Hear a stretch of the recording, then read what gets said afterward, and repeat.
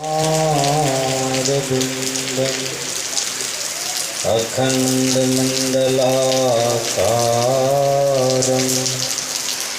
व्याप्तं येन चराचरं तत्पदं दर्शितं येन तस्मै श्रीगुरुवे नमः। तस्मै श्रीगुरुवे नमः। बोलिए प्रेम से श्री सद्गुरु महाराज की, श्री सद्गुरु महाराज की।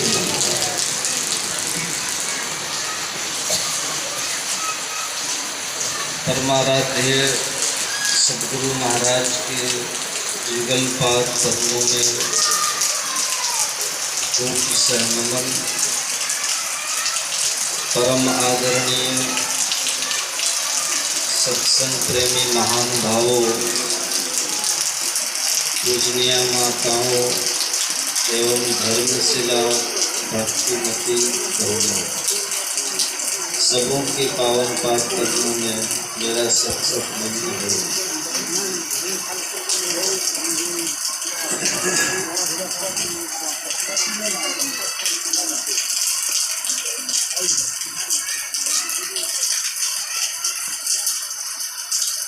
रामचरितमानस में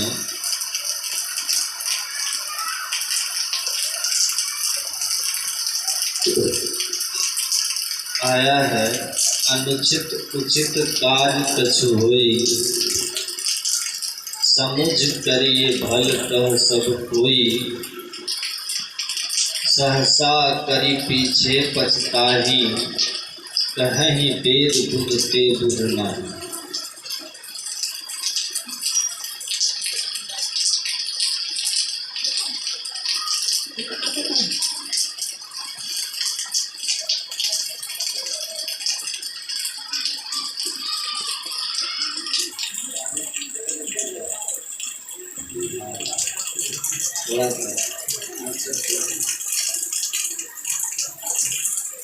आप लोग ध्यान से सुनिएगा तो मैं अपनी परवाह भी नहीं करूँगा। देखिए सत्संग में बार बार मैं कहता हूँ, यह ज्ञान जो आप संत मत के मन से सुनने वाले हैं या सुनते हैं, यह बहुत ही दुर्लभ ज्ञान है।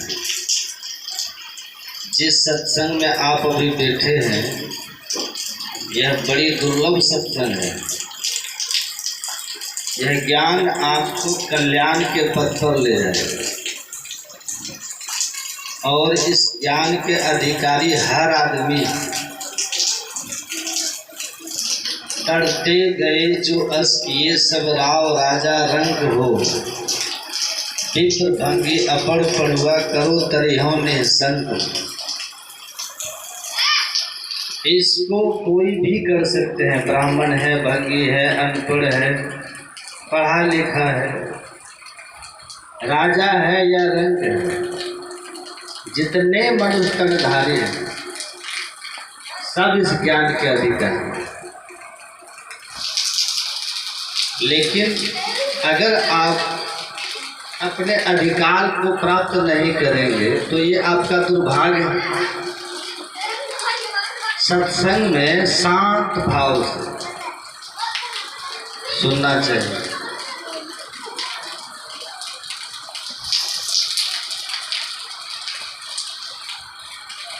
जो भी कर्म आप करने जा रहे हैं उसके उचित और अनुचित होने का ठीक पहले विचार कर लीजिए कि जो हम कर रहे हैं ये उचित है कि नहीं। उचित है ये कैसे जांचेंगे? तो कहते हैं जे ही मार्ग श्रुति साधु लगा। जो कर्म आप करने जा रहे हैं अगर वह धर्म ग्रंथों में, वेदों में और संतों की वाणियों में धर्म की संज्ञा है तब वह उचित है। और जो कर्म धर्म शास्त्र और संतों के ज्ञानानुकूल विपरीत है, जिससे धर्म शास्त्र और संत निषेध करते हैं, वो अगर आप कर रहे हैं तो वो अनुचित है। और उचित और अनुचित जो कर्म आपसे बनने वाला है, उसके केवल और केवल काहू न को शुभ दुख कर दाता, निज कृत धर्म भोग तुम बराता। केवल और केवल आप भोगता हूँ, अपनी अपनी करनी अपने अपने साथ किया सो आगे पावे। बाप के करने बाप, पुत को पुते फलता, जोरू को जोरू खसम को मिलता। नेकी बदी है संग संगी जय है दोई, पलटू करने और की नहीं और के माँ। अपनी अपनी करनी अपने साथ। आपके किए हुए शुभ अशुभ कर्मों के केवल और केवल भोक्ता आप होंगे, और आपको भोगना है। कोई शेयर होल्डर इसमें नहीं होगा, कोई बंटवारा नहीं होगा। इसीलिए कहते हैं कर्म करने में आप सावधान रहिए और अच्छी तरह से उसके उचित अनुचित होने का विचार कर लीजिए। नहीं तो बिना विचारे जो करे सो पीछे पछता। बिना विचारे जब करेंगे ना तो पीछे पछताना पड़ेगा। इसीलिए विचार करके कर्म कीजिए। अब विचार क्या करना है, क्या विचार करके करना है कि वह धर्म सम्मत है कि नहीं है, संतों के ज्ञान के अनुकूल है कि नहीं है, इसको शुभ माना गया है कि नहीं है, धर्म की श्रेणी में है या नहीं, ये विचार होना है। एक नवयुवक था, गाय की सेवा करता था। तो गाय जो थी उसके सींग जो है इस तरह से राउंड शेप में सटा हुआ, इस तरह से। तो गाय को जब भी वह खिलाता या दूध दुहने बैठता था तो वो सींग को देख करके विचार करता था कि मेरा सिर इस सींग में घुसेगा कि नहीं घुसेगा, है ना। ये सींग जो है इसके अंदर मेरा सिर घुसेगा कि नहीं घुसेगा, रोज विचार करता था। विचार करते करते करते एक दिन सोचा कि आज निर्णय हो ही जाए कि घुसेगा कि नहीं घुसेगा। आप लोग याद रखिए, आप जैसा सोचेंगे, बाल गंगाधर तिलक महान स्वतंत्रता सेनानी और अध्यात्मवादी महापुरुष वो लिखते हैं कि मनुष्य, सत्संग योग में उनकी वाणी है, मनुष्य जैसा सोचता है, as you think so you try to be. जैसा आप सोचते हैं वैसा आप बनने का प्रयास करते हैं। इसीलिए आपकी सोच की दिशा क्या है ये बहुत महत्वपूर्ण है। आप जैसा सोचेंगे वैसा ही आपका संस्कार बनेगा, और जैसा आपका संस्कार बनेगा, संस्कार अगर रजोगुणी है तो रजोगुणी कर्म में, तमोगुणी है तो तमोगुणी कर्म में, और अगर सतोगुणी है तो सतोगुणी कर्म में आपको प्रेरित करेगा। और कर्म संस्कार बस हो जाएंगे, और जैसा आपसे कर्म बनेगा तो काहुन को सुख दुख करता था, निष्कृत कर्म भोग सुनो भ्राता। इसलिए कर्म प्रधान विश्व करी राखा, जो जस करे सो तस फल चाखा। भगवान श्री कृष्ण भी कहते कर्म ना जायते जंतु कर्म नेव विलीयते, सुख दुखम भयम क्षेमम कर्म नेव विपद्यते। आपके किए हुए शुभ शुभ कर्म ही आपको सुखमय दुखमय स्थान में जन्म के कारण होते हैं। आपके अमीर गरीब घर में, रोगग्रस्त और स्वस्थ शरीर में, आपकी जस कीर्ति और अंततः आपकी सुखद दुखद मृत्यु, स्वर्ग नरक, नीच ऊंच योनिया, सब के पीछे केवल और केवल आप क्या किया हुआ कर्म, आपका किया हुआ कर्म है। कुरान शरीफ में लिखा है, उसमें है, ऐ दुनिया के तर्कशील लोगों, तुम मेरी हर बात को तर्क से काट सकते हो, लेकिन इस बात को तुम नहीं काट सकते कि मनुष्य जैसा बोता है वैसा ही पाता है। एज यू सो यू रे। आप आपे बीजे आपे पावे, नानक हुक्मी आवेगा। गुरु नानक देव कहते आपने बोया है आपने पाना, दूसरा किसी को नहीं मिलेगा। तो आप क्या बोल रहे हो? आपने शायद सुना होगा तुलसी यह तन खेत है मन बच कर्म किसान, अब पाप पुण्य दो बीज है भुए सो लुड़े निदान। तो आप सोच क्या रहे हैं? आपके मन में चिंतन क्या है? ये सबसे महत्वपूर्ण चीज है। आप सबसे ज्यादा अपने शरीर की ऊर्जा को अपने मन के द्वारा आप वेस्ट करते हैं, ये मन की चिंतन में खर्च करते हैं। तो आपका सबसे ज्यादा कर्म तो आपका ये मन करता है, इसलिए मन के प्रति आप लोग सावधान रहिए। क्या सोच रहे हैं? भगवान बुद्ध कहते हैं हमारा वर्तमान जीवन हमारे विचारों का फल। अगर मनुष्य अच्छा विचारता है, अच्छा सोचता है, भले सोचता है, भले की बात सोचता है, तो उसके पीछे पीछे सुख ऐसे ही चलता है जैसे उसकी छाया। अगर बुरा सोचता है, बुरा विचारता है, उसके पीछे दुख ऐसे ही चलता है जैसे बैलगाड़ी के पीछे पहिया। इसीलिए आप देखिएगा वेद की जब मंत्र का पाठ होता है ना, तो कहते हैं तन में मनः शिव संकल्प वस्तु, हमारा मन शुभ संकल्पों वाला, शुभ संकल्पों वाला। मतलब हम हमेशा ऐसा सोचें जो धर्म हित हो, जो धर्म अनुकूल हो, जो संतों के ज्ञान अनुकूल हो। हमारा चिंतन ऐसा ही होना, नहीं गुरु मंत्र जपते रहिए, हरदम जपो, ऐसे ही मन शुद्ध पवित्र रहे। तो चिंतन हमारा कैसा है, ये जीवन का सबसे महत्वपूर्ण चीज। जिसने अपने मन को प्रतिहार नहीं करना सीखा, भगवान बुद्ध कहते हैं धर्म के क्षेत्र में सफलता की पहली शर्त है अपने विचारों के प्रति अति संवेदनशील होना। आप अपने विचार के प्रति संवेदनशील है कि नहीं?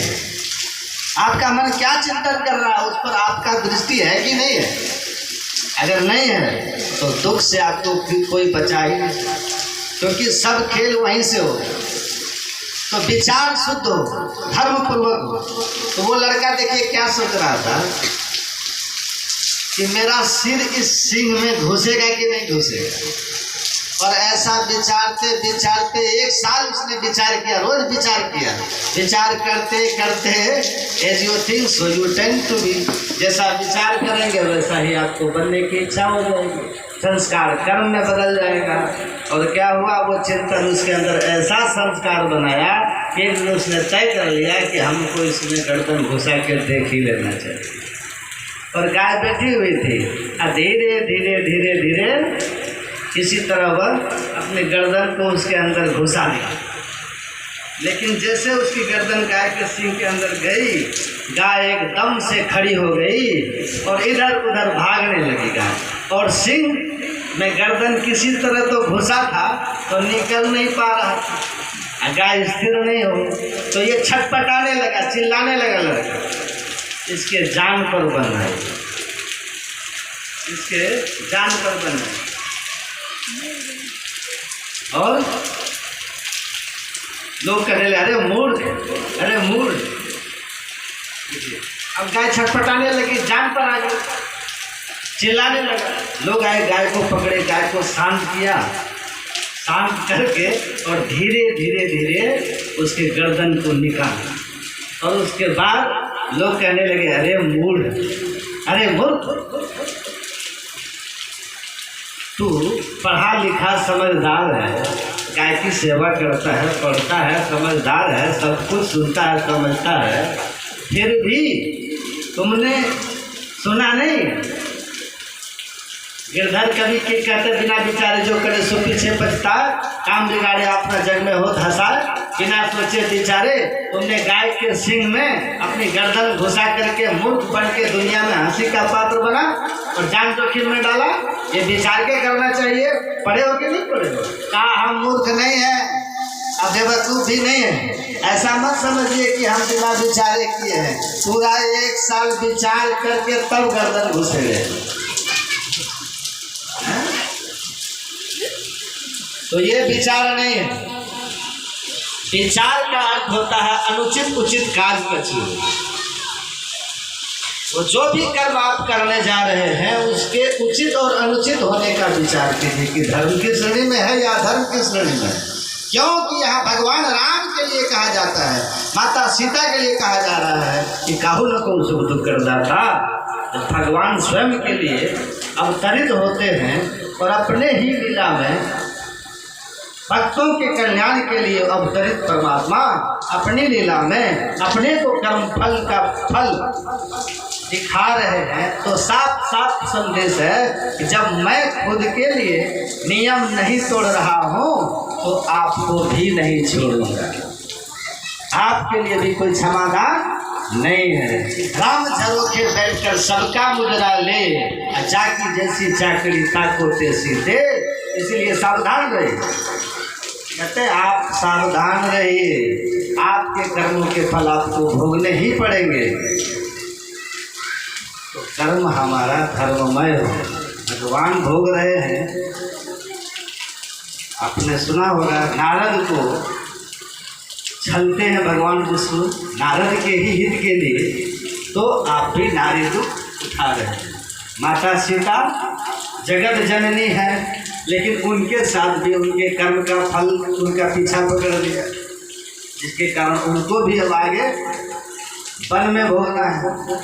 भगवान कृष्ण राम बाली बन करके मारते हैं, बाली को मारते हैं छिप करके। तो कृष्णा अवतार में वही बाली जरा नाम का व्याध बनता है और भगवान को धोखे से मारता है कृष्ण को। और दिया है वहाँ कि जब भगवान कृष्ण ने उद्धव को बुला करके कहा, हे उद्धव, इस बाण से अब मेरा शरीर अंत होगा, क्योंकि जहर मेरे शरीर में फैल रहा है, ये सूचना तुम जाके अर्जुन तक पहुंचा दो।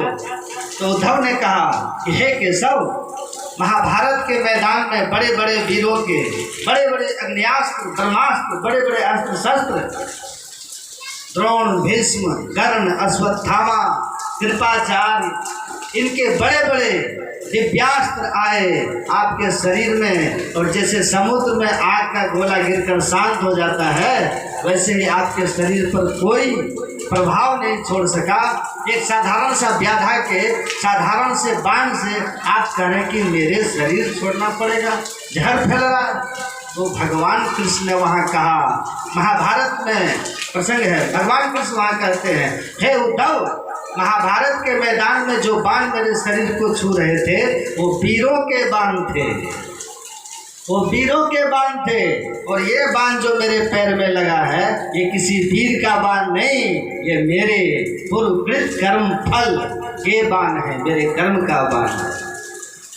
और इसलिए जिस बाली को मैं छिप कर मारा था राम अवतार में, वही बाली जरा नाम का व्याध बना, वही हिसाब बराबर हो रहा है। मेरे पैर में बाण लगा, मैं अपने कर्म के सिद्धांत को स्वीकार कर रहा हूँ। मैंने इस व्याधि को बाण को स्वीकार किया।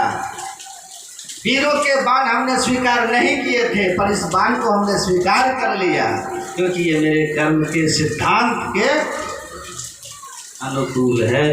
तो राह दिखा दो आगे चलकर, भगवान दिखा रहे हैं लीला में, तो हमें भी अपने कर्म के प्रति सावधान रहना चाहिए, और जो कर्म धर्म की संज्ञा में नहीं है वो नहीं करना चाहिए।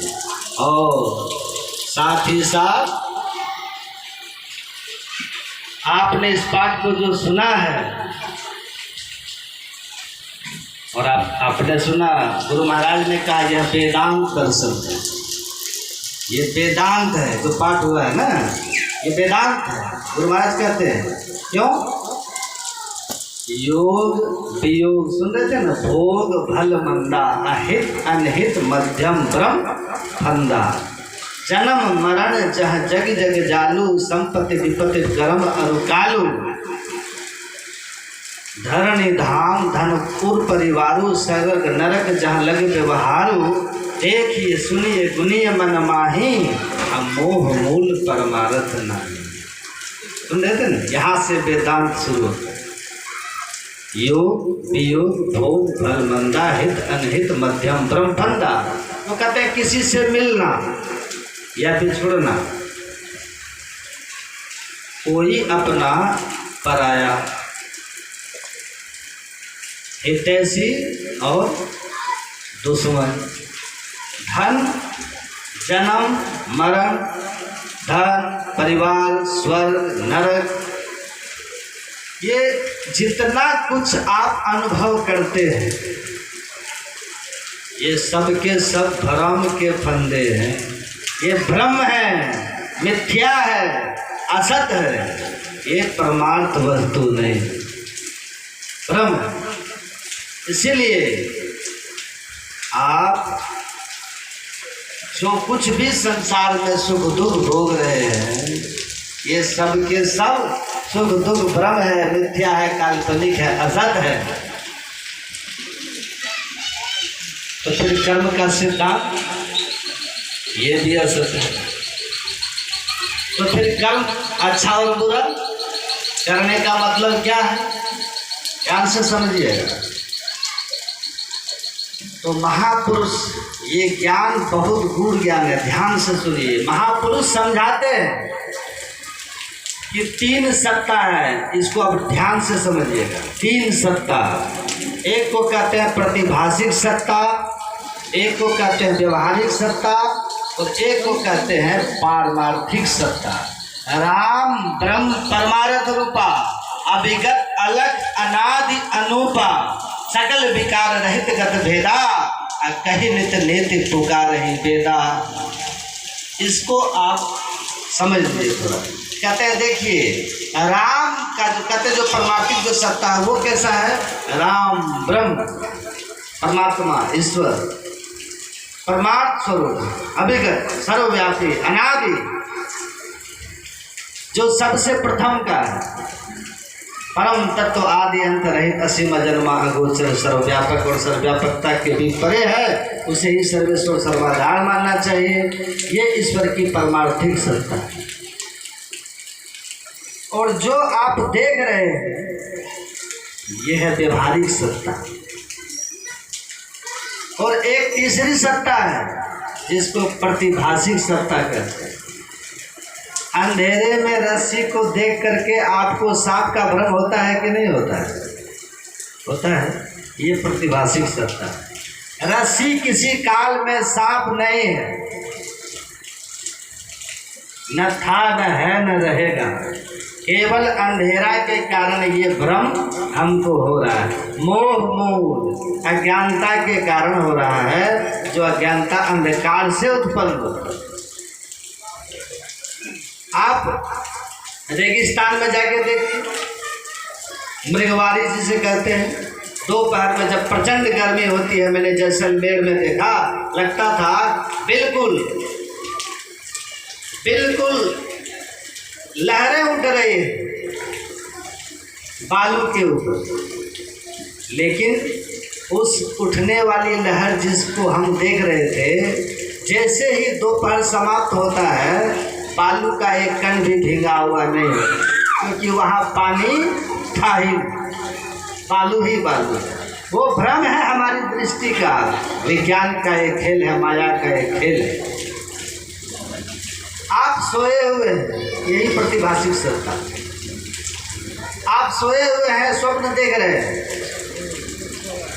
सूरदास जी बहुत सुंदर कहते हैं कि सपने माही नारी को भ्रम भयो, बालक कहीं हेरायो, जागे लखियो चौंका त्यों है, ना कहीं गयो ना आयो। आप स्वप्न देख रहे हैं कि हम बिछावन पर हम हैं, और स्वप्न क्या देख रहे हैं कि कुंभ में गए, बालक खो गया है, बच्चे खोने पर माँ बहुत बेचैन है। लेकिन जब जगती है तो बच्चा कहाँ है, हाथ में है। लेकिन वो कितना दुख उठाई है स्वप्न में, स्वप्न देखते हुए।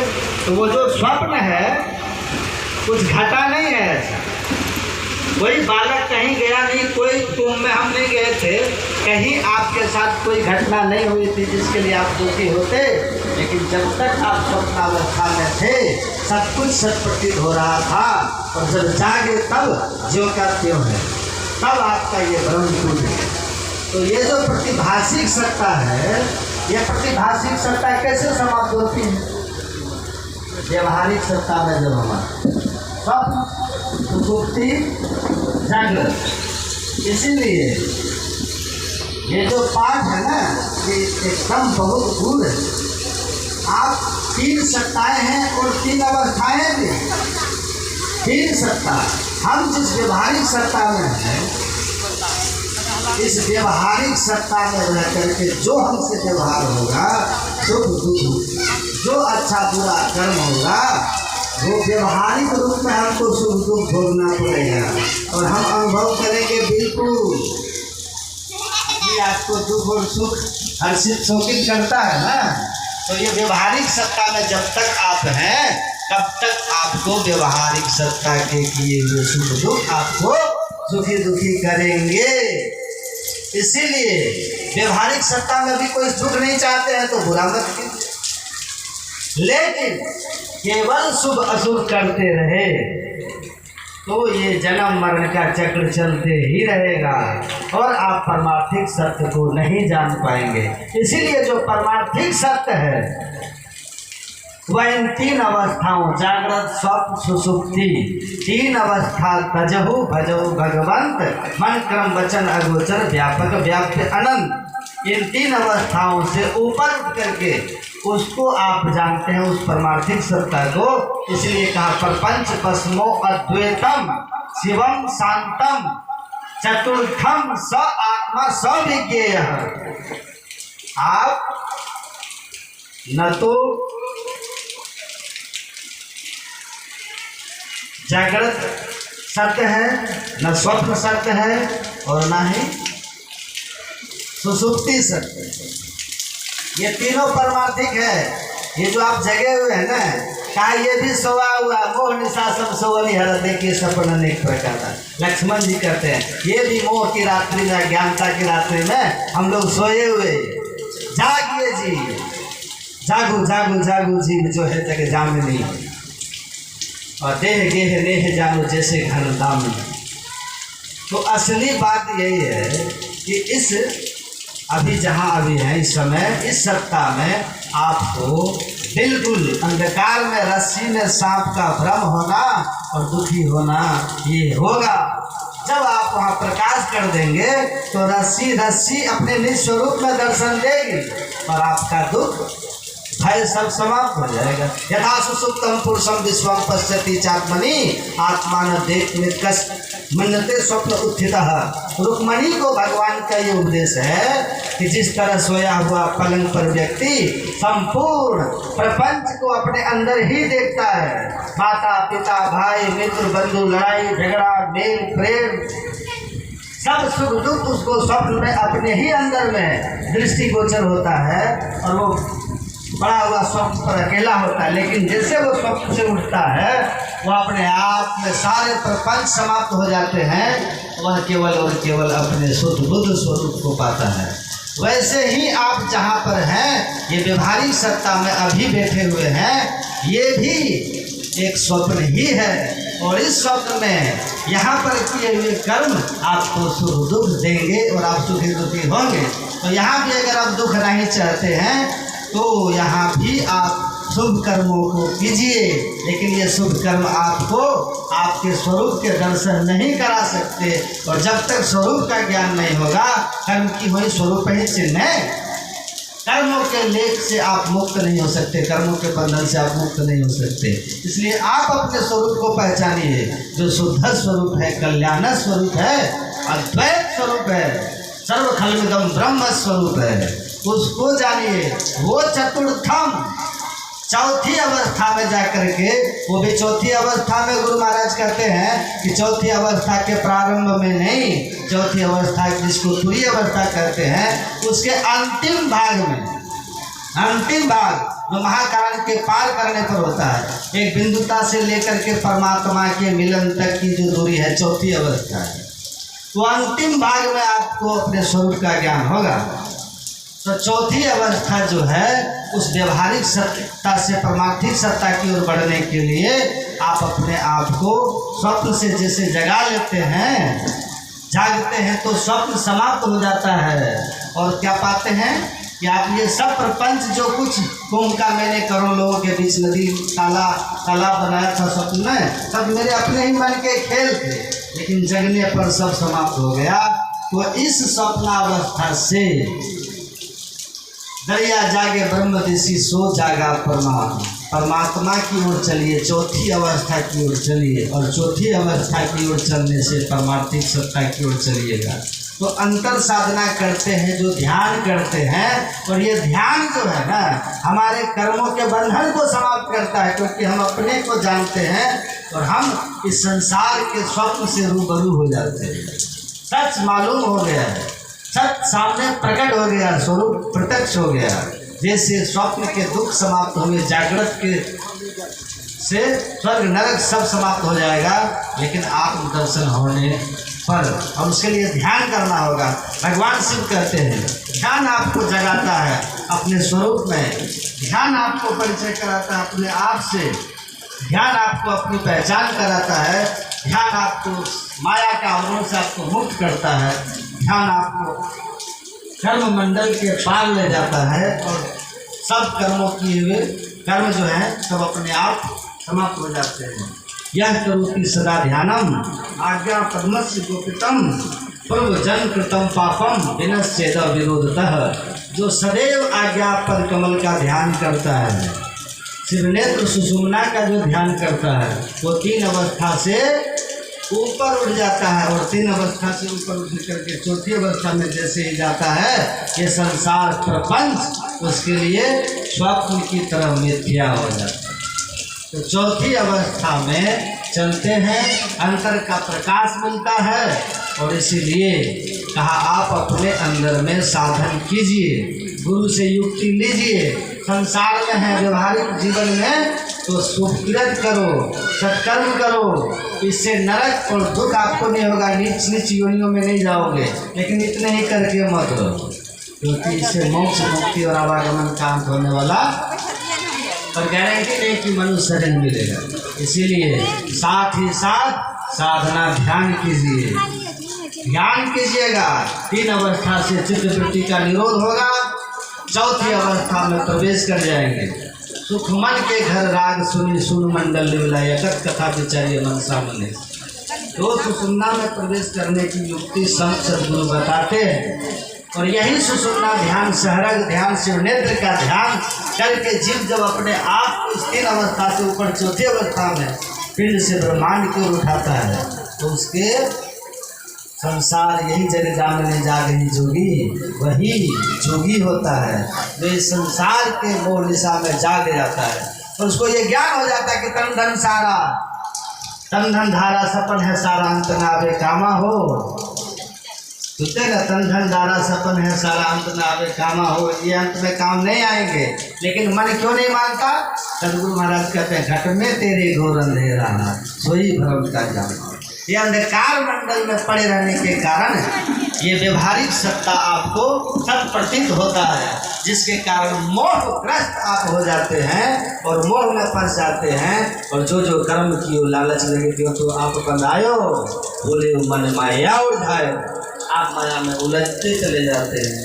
तो अपने अंदर प्रकाश कीजिए, जैसे रस्सी का भ्रम, सर्प के भ्रम को आपने प्रकाश करके, बाहरी प्रकाश से आपने रस्सी में सर्प के भ्रम को दूर करके सुख पाया, वैसे ही अंधकार जो देख रहे हो, अंधकार जो आप देखते हो अपने आँखों को बंद करने पर, इसके अंदर अंतः प्रकाश, अंतर शरीर ज्योतिर्मयम ही सुब्रह्मण्यम यति क्षीण दोषाः, अपने अंदर के प्रकाश को जब आप कर देंगे तो ये संसार का जो प्रपंच है व्यवहारिक सत्ता का, यह सब आपका प्रतीत हो जाएगा कि ये भी परमार्थिक सत्य नहीं है, इसके भी सुख दुख सत्य नहीं है। आप अपने अंदर में जग जाइएगा। भया जी हरिरस पी मतवारा, 8 पहर झुमती देते गाड़ दी सहारा। अंदर के अंदर में जगिएगा तो अंतः प्रकाश, बाहर का प्रकाश आपने किया, रस्सी में सर्प का भ्रम गया, अंतर प्रकाश करोगे तो ये व्यवहारिक सत्ता का भी भ्रम खत्म हो जाएगा, अपनी ओर हो जाइएगा। दरिया जाके ब्रह्म जैसी ब्रह्म दिश हो जाइएगा। और चलते चलते आप आत्मस्वरूप को प्राप्त कीजिएगा। इसीलिए संत महापुरुषों ने कहा अंतर पथ पर चलने का दो ही रास्ता है, पहले सुषुम्ना में प्रवेश कीजिए और उसके बाद अंतर्नाद को पकड़ लीजिए और अंतर्नाद के सहारे चलते चलते आप माइक आवरणों से मुक्त होकर आत्मस्वरूप से परिचित होइए और तब राम ब्रह्म परमार्थ रूपा वह राम जो सर्वव्यापी अनंत है और वही आपका निज स्वरूप है। आपकी उससे मुलाकात होकर मिलन होगा, आपके सारे कर्म बंधन समाप्त हो जाएंगे और आप हमेशा के लिए जन्म मरण स्वर्ग नरक सबसे मुक्त होकर के शुद्ध बुद्ध आत्म स्वरूप में स्थित हो जाएंगे, परम आनंद परम कल्याण को प्राप्त हो जाएंगे।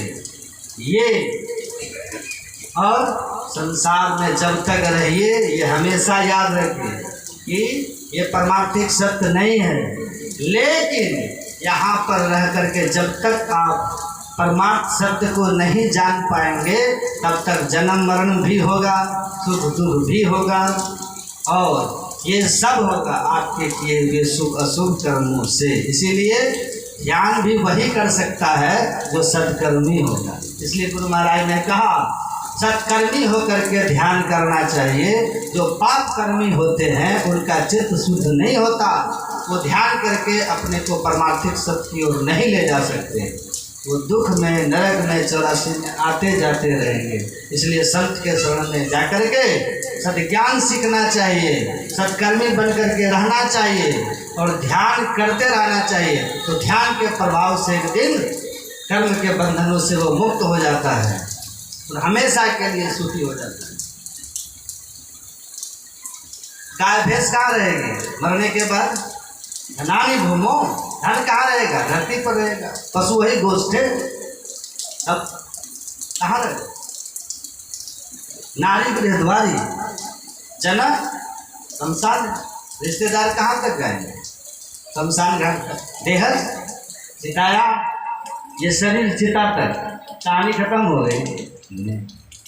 यही है जंगली जी महाराज कह रहे थे, देसी भाषा में कहते हैं रंगवा लग तो रे भाई चल ही के लिए। अभी तो बच गई कहानी, अब शुरू हो रही है। अब शुरू हो रही है। अब क्या? बेटा भाई बंधु सब रह जाएगा।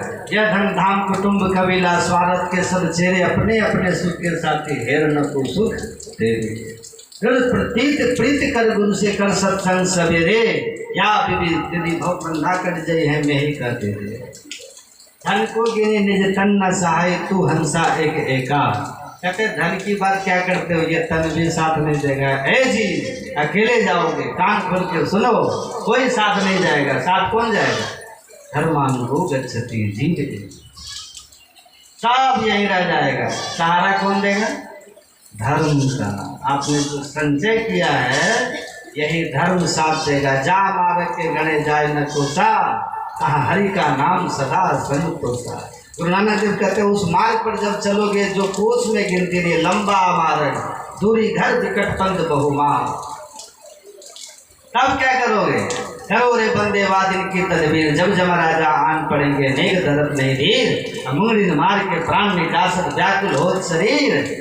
मुंगरी जब लगेगा ना जमदूत का, तब पता चलता है भाई बाप कोई काम नहीं आता। लेकिन धर्म संचय अगर किए हैं, सत्कर्म किए हैं, तो आपको कोई परवाह नहीं।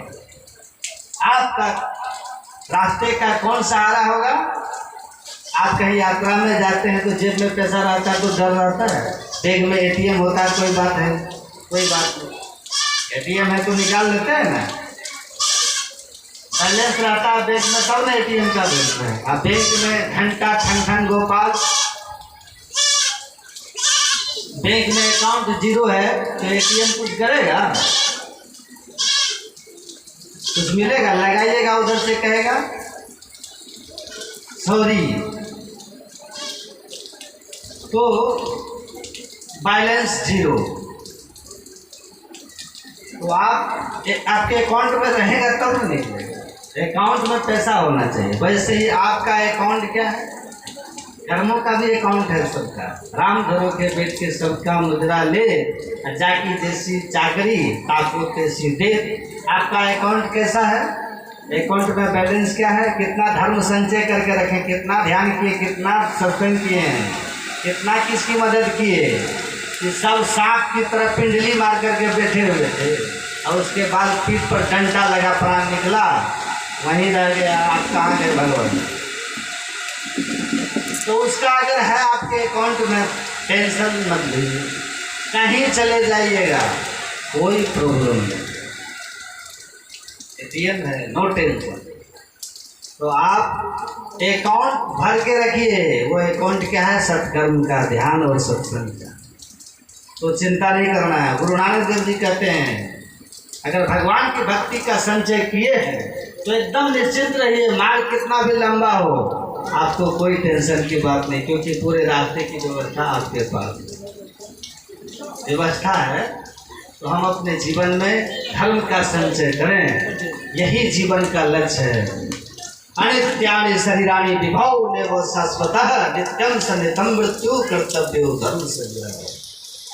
गरुड़ जी महाराज पूछते हैं भगवान शिव विष्णु से कि मनुष्य का कर्तव्य क्या है।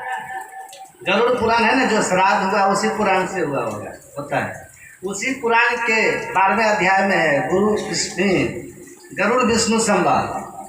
भगवान विष्णु से गरुड़ जी पूछते हैं कि ये देव दुर्लभ मनुष्य शरीरधारी जीव को क्या करना चाहिए। तो कहते हैं कर्तव्यो धर्म संग्रह, धर्म संग्रह करना चाहिए। क्यों? क्योंकि अनित्यानि शरीरानि, ये शरीर नित्य नहीं है। आत्मा नित्य है, शरीर अनित्य है। इसको त्याग दीजिएगा तो शरीर नष्ट हो जाएगा। इसलिए इसमें उलझ के मत रहिए। विभव ने वो शाश्वत है, कितना भी धन विभव आप जमा करें, बस वो शाश्वत नहीं है, स्थिर नहीं है, जीवन काल में भी छूट जाएगा या छोड़ के आपको जाना पड़ेगा। और तीसरी बात कहते हैं नित्यम स नित्यम मृत्यु का, इसको याद रख लो एकदम कि आप जिंदा हैं तो ये मत सोचिए कि हम मरेंगे नहीं। मलिया आवत देख कर कलिया करे पुकार, अब फूल फूल को चुन लियो काल हमारी बात। मौत से किसकी यारी है? कल तेरी, आज तेरी तो कल मेरी बारी, या आज मेरी तो कल तेरी बारी। बारी तो सबकी है ना। सूखे डा कमल कुमला, मछली जल गई मर गई जली जली, काल शिकारी सबके जीवन खई है एक दिन तली तली। असुर दास कहे कर जोड़ी, यह दुनिया है चला चली, ये दुनिया चला चली है। तू चल मैं आया, एक गए आप पीछे लाइन में, सब लोग लाइन में लगे हैं, सब लाइन में लगे हैं। मैं पटना एयरपोर्ट पर था, तो मैं ऐसा, वहाँ है पटना का एयरपोर्ट, तो मुंबई से आ रहे थे तो वहाँ देखे आधा घंटा 15 मिनट में 10 मिनट में एक प्लेन उड़ता है, 10-10 प्लेन लगा हुआ है। एक उड़ा, दूसरा आके बस की तरह जिस नंबर में लग जाता है बस स्टैंड में, एक गया, दूसरा लग गया, तीसरा पीछे है। एक उड़ता था, फिर पीछे से नंबर में लगा हुआ आके लाइन में खड़ा होकर उड़ जाता, फिर तीसरा आता था। पीछे लाइन लंबी लगी हुई है, 10-10 मिनट में उड़ रहे। हम देखे, हमको लगा आदमी ऐसे ही एक एक करके उड़ते जाता है, सब नंबर में लगा हुआ, सब नंबर में लगा है, लेकिन टेंशन नहीं है किसको, कहाँ जाएंगे और कब उड़ जाएंगे। वहाँ तो टाइम फिक्स था कि हमारा प्लेन 5:40 में उड़ेगा और 1 घंटा लेट भी हो गया, और आपका प्लेन तो लेट भी नहीं होगा, पता भी नहीं कि कब उड़ जाएगा। कहीं भी किसी भी क्षण आदमी उड़ सकता है। जीवन इससे अनिश्चित और कुछ भी नहीं है, सब निश्चित है, लेकिन मौत, सब में अनिश्चित बात है लेकिन मौत निश्चित है। सबसे अनिश्चित बात है कि मृत्यु कब आएगा, पक्का आएगा, ये हम आप नहीं। इसीलिए जिस बात को हम लोग नहीं जानते कभी भी आ सकता है, तो उसके लिए हमको हमेशा तैयार रहना। जो चीज़ कभी भी आ जाए उसके लिए हम सदैव तैयार रहें। आपको जीवन में पता नहीं कि कब सुख दुख आएगा नहीं आएगा, LIC का प्रीमियम भरते रहते हैं, और मौत कभी भी आ जाएगी, उसके लिए आधा घंटा भी ध्यान कर प्रीमियम डालते हैं। आधा घंटा 1 घंटा अपने लाइफ का, 24 घंटा का 1 घंटा का प्रीमियम डालते हैं, इनकम का 5000 डाल देते हैं LIC में। कभी भविष्य में कुछ होगा तो, दुर्घटना तो है ना। और अपने 24 घंटा में से आधा घंटा भी कभी ध्यान में लगा करके देखें कि आधा घंटा प्रीमियम डाल दें, एक्सीडेंटली अभी मर जाएंगे तो हम सुखी रहेंगे। तो समय आप खर्च कीजिए सत्कर्म में भी, ध्यान सत्संग में लगाइए और जीवन को सुखी बनाइए। परलोक भी सुखी होगा, परलोक लोक भी सुखी होगा। ऐसा मत सोचिए मरने के बाद ही ध्यान को सुख होता है। मरने के बाद बोनस है, जीते जी सुख होता है जो सत्संग ध्यान करता है। जो परलोक यहाँ सुख चाहो, सुनी मम बचन हृदय दिले हो, सुलभ सुखत मार गया भाई, भक्ति मोर पुराण सुखे। जो परलोक में और यहाँ दोनों जगह अगर सुखी होना चाहते हैं तो भक्ति के लिए, नहीं तो धनहीन के धनवान सुखी, धनवान को कहे सुख राजा को भारी, राजा कहे चक्रवर्ती सुखी, चक्रवर्ती कहे सुख इंद्र को भारी, इंद्र कहे चतुरानन भगवान ब्रह्मा सुखी, ब्रह्मा कहे सुख विष्णु को भारी, और तुलसीदास बेचारी कहे हरि भक्ति बिना सब जीव दुखारी। अब भगवान शिव कहते हैं भक्तिहीन नर सब सुख कैसा, लवन बिना बहु व्यंजन जैसा। कहते हैं धन बना लो, मकान बना लो, खूब सुंदर पति पत्नी हो, अनुकूल हो, धन वैभव मकान दुकान कार बंगला बच्चे सब हो जाए, लेकिन जीवन में भक्ति नहीं है तो समझिए 56 व्यंजन बना के नमक डालना भूल गया। और जिस भोजन में नमक नहीं है उसका स्वाद कुछ नहीं, फीका स्वाद फीका।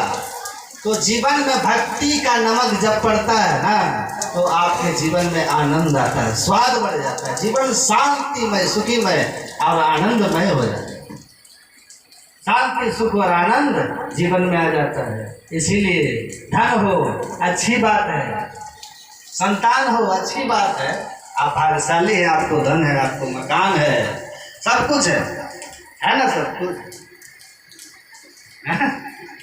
और अगर आपके पास उसके साथ भक्ति हो जाए, सोने में सुहागा हो जाए, नहीं तो ये सब अभी है सब छूट जाएगा, फिर आगे भी दुखी और शांति यहाँ भी नहीं है। तो अपने आप में रहिए। इधर तीज होता है ना, तीज वो क्या करते हैं, वो किस लिए करते हैं? तीज पति के लिए करते हैं, पति के लिए करते हैं, पति की लंबी आयु के लिए। हमारे गांव में एक संबंध की कुछ बच्ची सब थी, नहीं शादी वादी, नदी है, सुबह टहल रहे थे तो नहाने जा रहे थे, तो एक भाभी लगती है, तो हम पूछे कि कहाँ, हमको नहीं पता था कि भरे भरे कहाँ जा रहे हो, तो जाता नहीं था। तो ऐसे हम एक दिन पूछ दिए, उनसे पूछे कि कहाँ जा रहे हैं, कहाँ जा रहे हैं आप लोग? तो कहती है कि तीज के लिए। हम बोले तीज, अच्छा तो तीज क्यों होता है? हम ऐसे हंसी में पूछे तीज क्यों होता है, तो वो लोग कुछ नहीं बोले, लेकिन एक जो थी वो कहती है कि मतलब वो बोली अपने गांव की भाषा में कि तो कहाँ से जन्म हो, तीज क्या है? ये तीज दुल्हा के लंबा आयु खातिर, पति की लंबी आयु के लिए तीज होता है। तो हम हंसते हुए बोले कि तब तो हमनी के जल्दी है खत्म हो जाएंगे, हम लोग तो जल्दी ही खत्म हो जाएंगे, क्योंकि हमारे लिए तो कोई तीज करेगा, है? तो हम तो जल्दी खत्म हो जाएंगे। हम बोले चलिए, हमको तो पता नहीं था कि लंबी आयु के लिए भी एक ठो रखना होना चाहिए। हम तो लोग ले, हम बोले हम तो अज्ञाने में रह गए, लगता है कि 2-4 साल के अंदर हम खत्म हो जाएंगे। हम ऐसे ही बोले तो बोलता है ना, अब देखिए वही बोल रही कि ना काहे जल्दी चल जाओ, बहुत दिन जीवो। हम बोले क्यों, हमारे लिए तो कोई प्रार्थना नहीं करने वाली। तब कहते हैं ये एक तो समझ गए चाल प्रचलन है।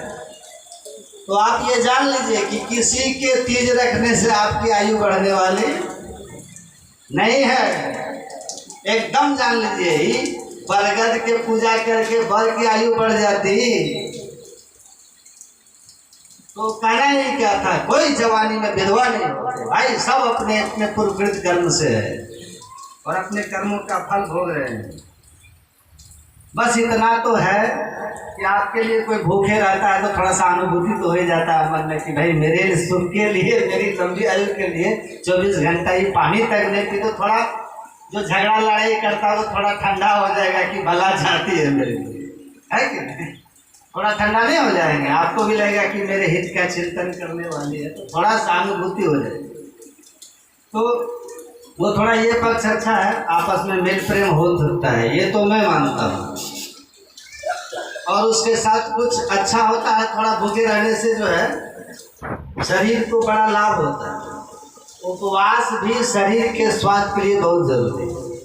तो आप जैसे दूसरों के लिए शुभ सोचते हैं, उपवास करते हैं, तो आपको शारीरिक लाभ सबसे पहले होता है, मानसिक शांति भी मिलती है व्रत करने वाले को। इसीलिए व्रत कोई बेकार चीज नहीं है, ठीक है, लेकिन उसको समझ के कीजिएगा। तो उसको समझ के कीजिए कि आपस का मेल प्रेम हमारा बढ़ेगा और हमारा शरीर स्वस्थ रहेगा, ऐसा ज्ञान रख करके कीजिए तो लाभ होगा। और उससे जो सोचिएगा कि बढ़ जाएगा आयु,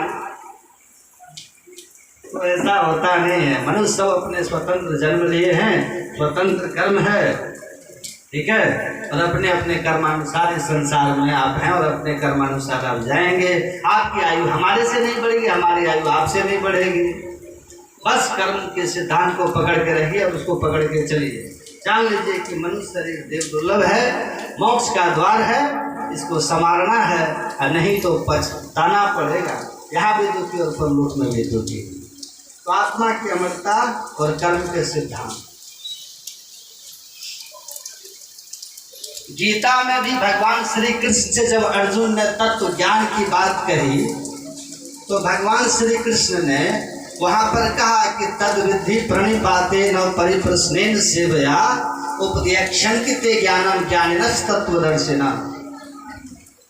हे अर्जुन, ईश्वर के तत्व रूप से अगर जानना चाहते हो तो किसी तत्वदर्शी संत सदगुरु के पास जाओ, प्रणिपात करो, श्रद्धा से नमन करो, उनकी सेवा करो, तो वो गुरु दयाल दया कर दिए वेद बताई, वो भेद बताते हैं। वेद सबसे पुराना ग्रंथ है, हमारे धर्म का स्रोत है वेद। उस वेद में भी आप पढ़िएगा,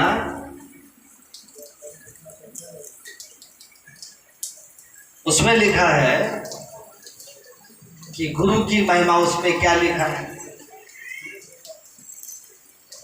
गुरुर् ब्रह्मा गुरुर्विष्णु गुरुर्देवो सदा शिवः। कहते कहते वेद कहता है, क्या कहता है? यथा गुरु तथा व्यस तथा गुरु पूजनीय महाभक्तो न वेद विंदे अनाय। जैसे ईश्वर होते हैं वैसे गुरु होते हैं, जैसे गुरु हैं वैसे ईश्वर हैं। कृपा सिंधु नर रूप हरि, नर के रूप में साक्षात ईश्वर है। इनका पूजन बंधन करना है। मोक्ष पाने के इच्छा रखने वाले, दुख से छूटने की चाह रखने वाले को इनका पूजन करना है, इसके अतिरिक्त उपाय नहीं। गुरु की पूजा, आप पुराने ग्रंथों को पढ़िए, भगवान शिव की बहुत चर्चा है। स्कंद पुराण में गुरु गीता है, जिस तरह महाभारत में भगवत गीता है, उसी तरह स्कंद पुराण में गुरु गीता है। उसमें भगवान शिव पार्वती का संवाद मैंने पढ़ा। वहाँ शरीरस्थ जीवात्मा को मोक्ष सुख की अनुभूति के लिए, आत्मानुभूति के लिए, दुख से छूटने के लिए, जीव से शिव की अवस्था प्राप्त करने के लिए भगवान शिव माता पार्वती के पूछे जाने पर कि केन मार्गेन भो स्वामी देवी ब्रह्मो भवे, किस उपाय से, किस साधन से जीव ब्रह्म अवस्था को प्राप्त कर लेगा और ये दुख से मुक्त हो जाएगा। तो वहाँ भगवान शिव ने स्वयं माता पार्वती से कहा गुरु गीता में, देहि ब्रह्म भवेत यस्मात् कृपातम बदाम्यहम् सर्व पाप विमुक्तात्मा श्री गुरु पद सेवना। हे पार्वती, शरीर संसार में फंस करके दैहिक भौतिक तापों के साथ साथ जन्म मरणादि के अनंत काल से दुख भोग रहा है ये जीव। मोक्ष कब पाएगा? भगवान शिव कहते हैं जब वो गुरु की कृपा प्राप्त कर लेगा तो वह गुरु की कृपा प्राप्त करते ही जीव से शिव की अवस्था में वो पहुंच जाएगा। आत्म स्वरूप की स्थिति उसकी हो जाएगी, आवागमन से वो मुक्त हो जाएगा। बिना गुरु की कृपा के इस शरीर से, संसार से कोई जीव छूट ही नहीं सकता। इसीलिए गुरु की कृपा प्राप्त करनी होगी तो गुरु के पास आपको आना होगा, उनकी सेवा करनी होगी, इनके आदेश और उपदेशानुकूल अपना आचरण बनाना पड़ेगा। भगवान श्री कृष्ण भागवत महापुराण में सुदामा चरित्र है। सुदामा चरित्र में जब सुदामा भगवान कृष्ण से कहते हैं कि हे जीव मात्र के हितैषी, जीवों के परम स्नेही, भगवान ने स्वयं कहा है कि जीव मात्र का मैं सबसे हितैषी हूँ। भगवान स्वयं कहते हैं। वहाँ सुदामा जी कहते हैं आप किसी जीव पर कब प्रसन्न होकर के कृपा करते हैं जिससे उसका परम कल्याण हो जाता है।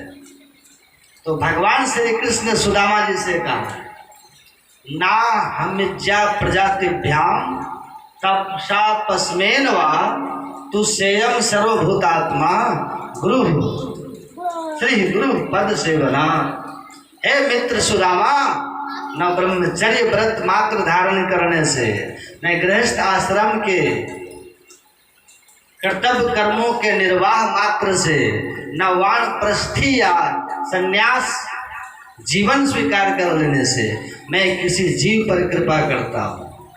इस सब से नहीं, मैं उसी जीव पर कृपा करता हूँ जो जीव, मनुष्य शरीरधारी जीव अपनी सेवा से, अपने आचार और विचार और व्यवहार और आचरण से अपने गुरु को प्रसन्न कर लेता है। जो अपने गुरु को प्रसन्न कर लेता है उस पर मैं तत्क्षण प्रसन्न होकर के कृपा कर देता हूँ जिससे उसका उद्धार हो तत्क्षण।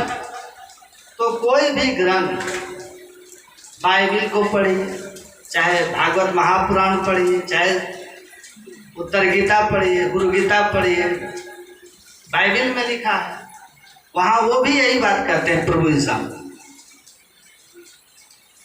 I am the light of the world।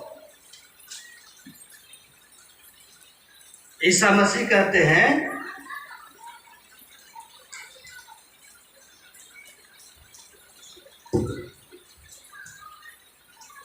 कि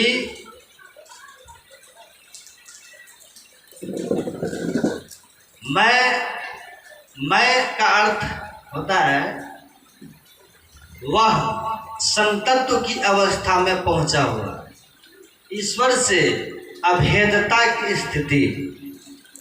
गुरु क्या है? जो ईश्वर को प्राप्त करके स्वयं ईश्वर हो गए हों और नर रूप में हरि, ब्रह्म ज्ञानी आप परमेश्वर।